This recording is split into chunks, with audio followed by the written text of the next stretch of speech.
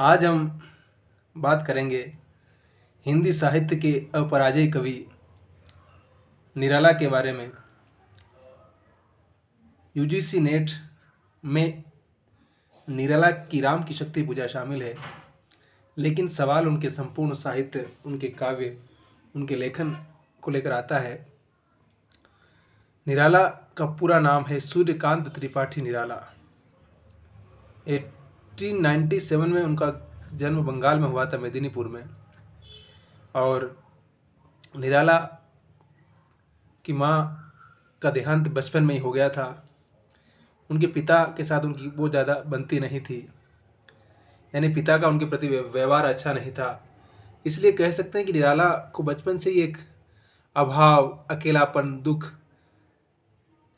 एक अंदर से जो कोमलता मिलनी चाहिए, जो प्रेम मिलना चाहिए, नहीं मिला। लेकिन ये इत्तेफाक की बात है कि फिर भी निराला के भीतर जितना प्रेम, जितना काव्य, जितना रस और जितनी रचनात्मकता है, अद्भुत कवि हैं वो, अद्भुत लेखक है और अद्भुत विद्रोही रचनाकार है। छंद मुक्त कविता लिखने वाले पहले कवि, और कह सकते हैं कि अपने समय की तमाम उन जड़ सामाजिक मान्यताओं का विरोध करते हैं और उसकी उन्हें कीमत चुकानी पड़ती है।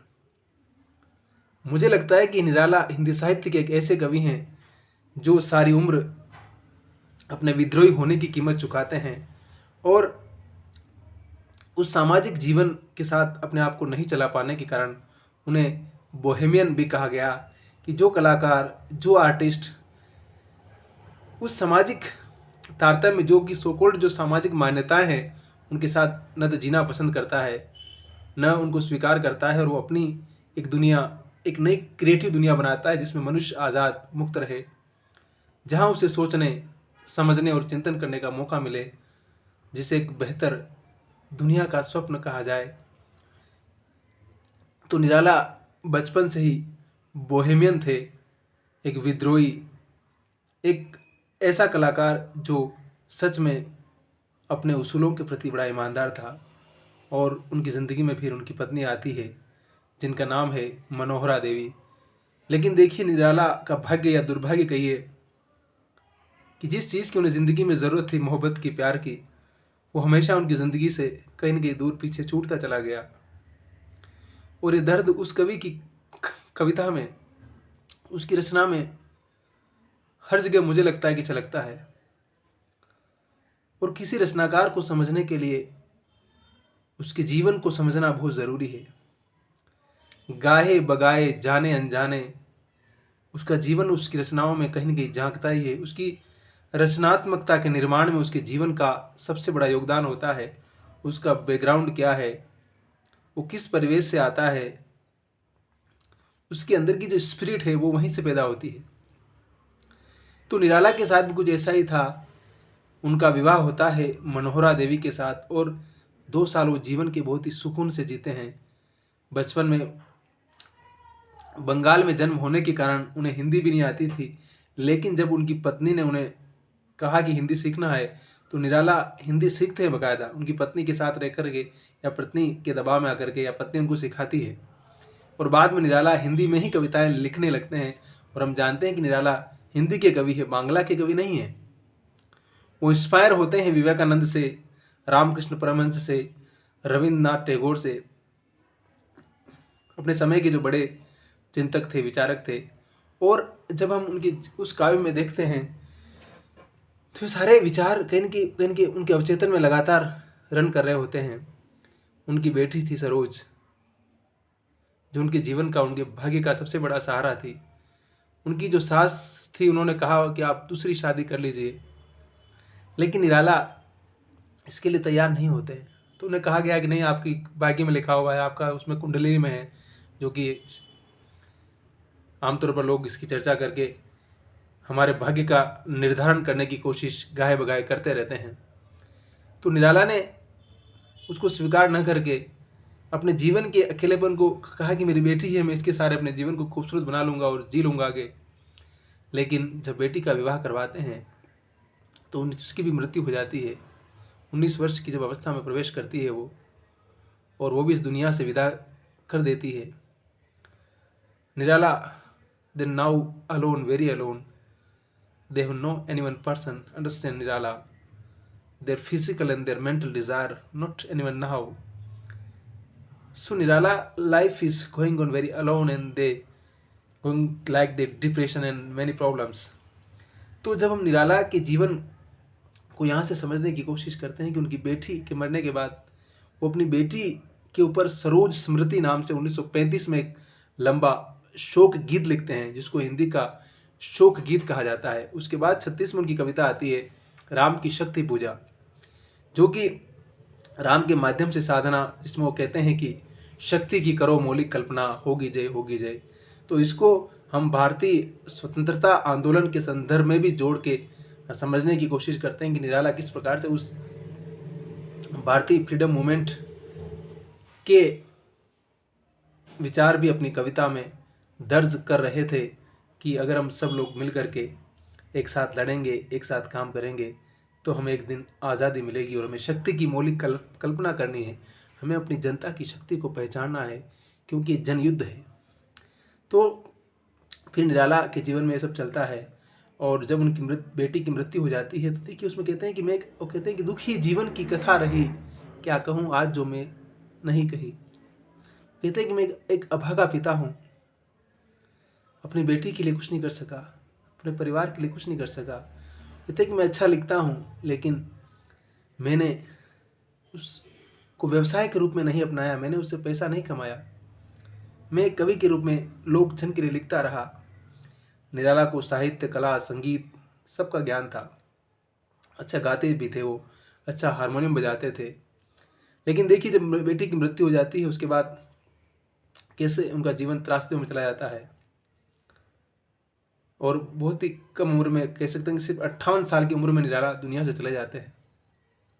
और उनके साथ ये हुआ कि जीवन में उन्हें कई लोगों ने कहा कि ये तो सिजोफ्रेनिया के मरीज हो गए हैं, जो कि मुक्तिबोध के बारे में भी कहा गया।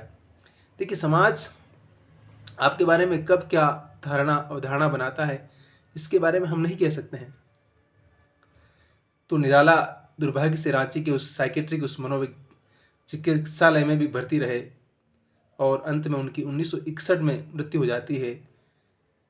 तत्कालीन प्रधानमंत्री जवाहरलाल नेहरू जी ने उनके लिए पेंशन भी बांधी थी, जो कि उनके पास नहीं बल्कि महादेवी वर्मा के पास आती थी, क्योंकि निराला बड़े उदार व्यक्ति थे और जीवन में दूसरों का दुख बर्दाश्त नहीं कर पाते थे। तो अपने पास कुछ है तो दूसरों को बहुत तुरंत दे देते थे। इसलिए मैं कहूँगा कि निराला का जीवन अपराजय तो है ही है, लेकिन निराला का जीवन हमारे समाज की उस स्वार्थ प्रवृत्ति का भी परिचय दे रहा है कि किस प्रकार से जब हम आज़ादी की तरफ बढ़ रहे हैं और हम महान मूल्यों की बात कर रहे हैं, ऐसे में कवि निराला जो महान मूल्यों के साथ जीवन जीता है, लेकिन उसकी ज़िंदगी ट्रेजेडी की तरफ जाती है, त्रासदी में तब्दील हो जाती है।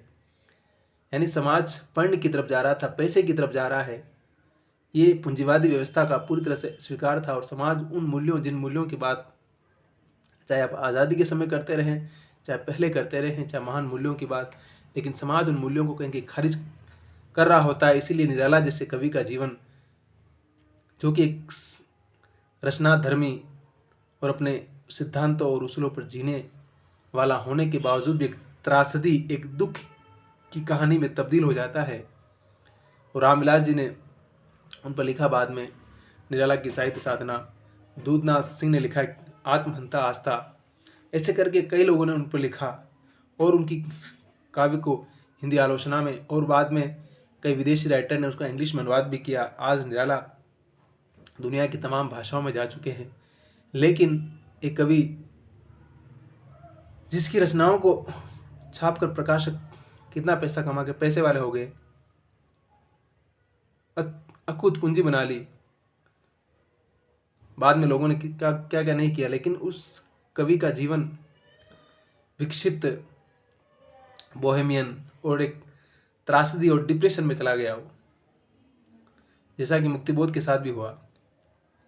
तो ये सब क्यों होता है? क्योंकि रचनाकार के बारे में कहा गया ना कि वो उस सामाजिक सिस्टम के अगर अनुसार ही चलेगा। हम चाहते हैं कि हम रचनाकार महान रचनाएं भी लिखें और सामाजिक सिस्टम को फॉलो भी करें, यह नहीं हो सकता है। रचनाकार का मतलब ही है सवाल पूछना, उसका काम ही है वो। उसकी रचनात्मकता में अगर वो चीज़ नहीं है तो फिर वो रचनाकार कैसा है? तो निराला को समझने के लिए मुझे लगता है कि उनका बैकग्राउंड है। अब जैसे हम उनकी रचनात्मकता में जाएंगे, चाहे उनके गद्य में जाएंगे, तो भी आप देखेंगे कि उनके कैरेक्टर जो आते हैं वो बिल्ले सुर बकरिया ऐसी ऐसी चीज़ें आती हैं उनके यहाँ पर। तो उनकी कविताओं में जब जाएंगे तो प्रेम का अथाह समुद्र है।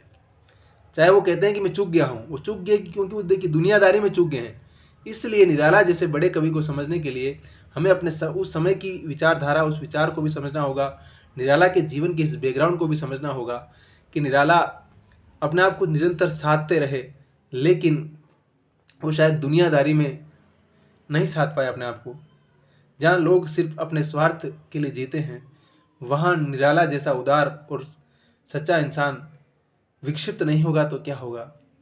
तो अंततः उनका जीवन एक त्रासदी में तब्दील हो जाता है और वो असमय इस दुनिया से अलविदा कह जाते हैं। ऐसे महान कवि का यह हिंदी समाज अगर ऋणी नहीं है, तो फिर ये हिंदी समाज अपने आप को अगर महान कहता है तो इसकी महानता किसी काम की नहीं है। सच में ये सिर्फ कृतज्ञ है जो सिर्फ और सिर्फ अपने बारे में सोचता है और उनकी जीवन की त्रासदी के तमाम बिंदु, तमाम कारण उनके जीवन, उनके काव्य में हमें कहीं न कहीं बार बार गाए बगाए नजर आते हैं। हम जब उनकी कविता राम की शक्ति पूजा भी पढ़ेंगे तो क्या कहें, बार बार कहते हैं, यही कहते हैं कि मैं कुछ नहीं कर सका, पराजय है। स्वीकार करते हैं कि मैं हारा हुआ हूँ। क्यों हारा हुआ हूँ? क्योंकि मुझे वो दुनियादारी नहीं आती है। मैं एक मनुष्य के रूप में एक उदार मना होकर के जीना चाहता हूँ, लेकिन ये दुनिया है कि सिर्फ अपना और पराया देखती है, सिर्फ स्वार्थ को देखती है। तो इस स्वार्थ के इस बिंदु पर आकर के निराला अपने आप को असफल पाते हैं और यही उनकी जीवन की त्रासदी, उनकी पीड़ा, उनके दुखों की शुरुआत होती है। क्योंकि पत्नी भी चली जाती है दुनिया से और जो उनकी एक भाग्य का सहारा थी सरोज, वो भी दुनिया से चली जाती है। सरोज समृद्धि जब हम कविता पढ़ते हैं तो उसमें ये सब बिंदु आते हैं। वो कहते हैं कि मैंने तुम्हारी सुहाग रात की सेज मैंने सब ये की, मैंने लगाई, मैं एक दुर्भाग्यशाली पिता हूँ। मैं चाहता था कि बचपन से ही तुम्हें सब कुछ अच्छा दूँ, लेकिन नहीं दे पाया। मैं सब कुछ चाहता था लेकिन मैं नहीं कर पाया। वो बार बार अपनी पराजय को स्वीकार करते हैं, अपने दुख को स्वीकार करते हैं कवि। तो स्वीकार करना भी उनका आत्मस्वीकृति है उनकी। वो जानते हैं कि मैं सही में इस संसार में, इस माहौल में अपने आप को एडजस्ट नहीं कर सकता हूँ। तो निराला को समझने का, उनके जीवन के बैकग्राउंड को जानना सबसे ज़रूरी है। अब अगर हम उनकी कविताओं में जाएंगे, अब उनके काव्य में प्रवेश करेंगे तो हमें वो समझने में बड़ी आसानी होगी और हम उनको धीरे धीरे समझते चले जाएंगे। Thank you.